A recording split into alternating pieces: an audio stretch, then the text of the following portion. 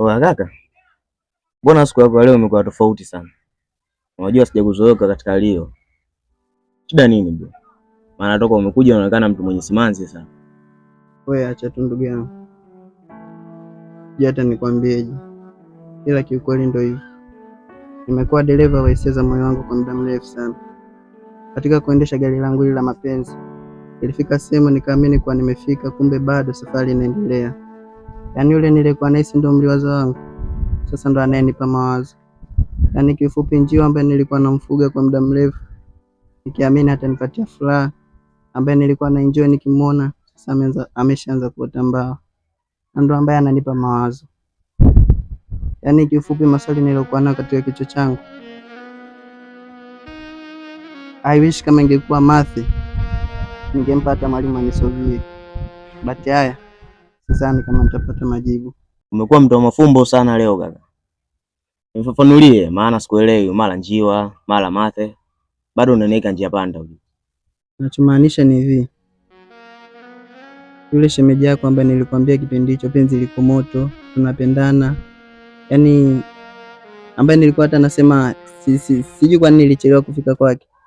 Ndio ambaye ananichanganya kwa sasa. Yaani kifupi amebadilika, sio sawa na yule wa mwanzo. Sijui sniper gani ambaye amepiga shaba katika moyo wake mpaka kufanikiwa kumgusa sehemu ambayo mimi sikufanikiwa. Hayuko tena na mimi, sio kihisia, sio kiakili, wala hata sio, yani sijui hata nikuelezeje, ni hivyo tu ndugu yangu. Kweli sio mchongo kaka. Wewe unataka kuniambia shemeji anakusaliti? Sijamaanisha kama ananisaliti. Na ninamwamini sana mpenzi wangu. Naamini hawezi kufanya kitu kama hicho. Isipokuwa sasa sio yule wa mwanzo, yani naweza sema, yani sijui niseme hisia zake hazipo kwangu tena. Kama unavyojua mshikaji wako, nikipenda napenda kweli. Alafu ubaya zaidi mimi sio playboy kwamba na wasichana wengine. Sasa vitu ambavyo ninavyotakiwa kupata kwake sipati, ndio hicho kinachomchanganya kisaikolojia. Wewe mwenyewe nadhani unaelewa kama mwana wa familia. Baba, wa vipi hapo? Wa vipi mwenetu? Basi kila siku anakuja kinyonge hapa kijiweni. Simuelewi. Wewe acha tu basi.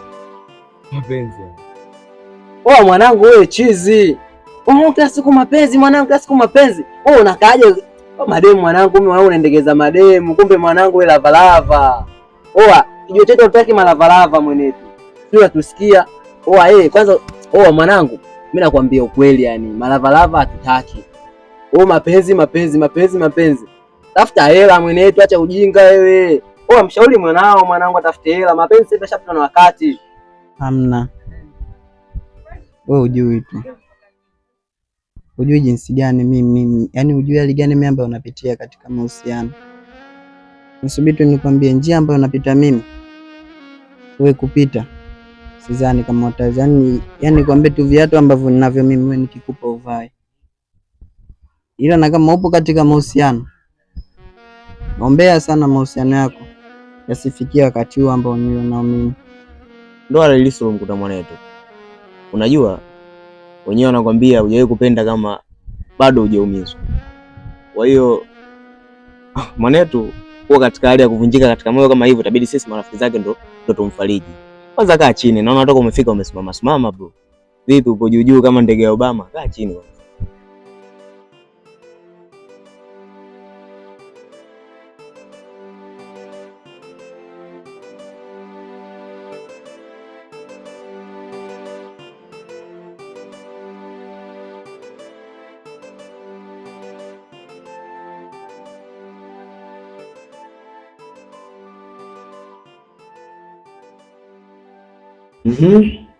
Wewe tena.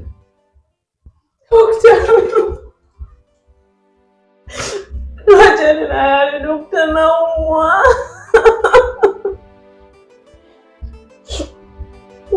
Jamaa za kwanza. Upate kunielezea shida yako, nijue na kusaidiaje mimi kama daktari.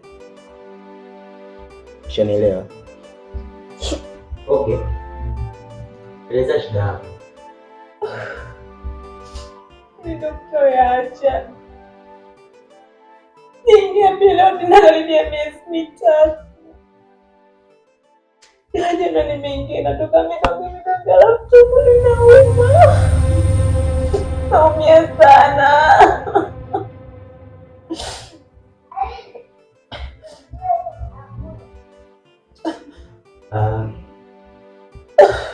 Imeanza muda gani yani? Nimesema miezi 3, si ndio?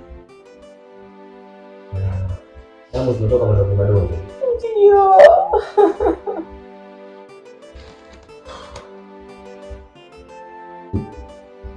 Bisha kufanya vipimo vyovyote kama vya mimba? Kufanya. Unatumia kilevi chochote? Kilevi? Ya, namaanisha pombe. Ndio natumia. Okay. Kwa jinsi ulivyonielezea na kwa dalili zinavyoonyesha umefanya jaribu la kutoa mimba. Haiwezekani kuwa hivyo. Mimi siwezi kutoa mimba.